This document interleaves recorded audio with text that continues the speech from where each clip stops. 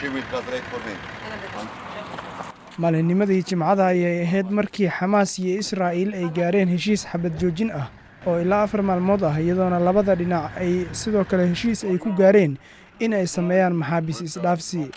Xamaas ayaana soo bandhigtay muuqaal muujinaya xilli ay sii daynayeen maxaabiis.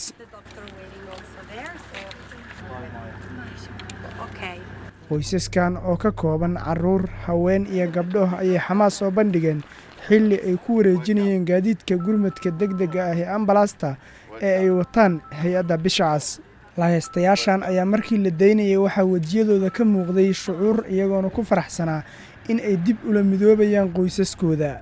Tan iyo markii uu dagaalkani soo bilowday, Xamaas waxa ay soo bandhigtay muuqaallo xilli ay dagaal ku jiraan iyo sidoo kale xilli ay sii daynayaan lahaystayaal ay ka haysteen Israa'iil, iyadoona badiba lahaystayaashii la sii daayay qaarkood oo la hadlay warbaahinta ay sheegeen in Xamaas ay kala kulmeen soo dhoweyn iyo sidoo kale la tacaalis. Dhanka Israa'iil waxa ay sii daayeen maxaabiis kuwaas oo qayb ka ahaa heshiiska sii deynta isdhaafsiga maxaabiista.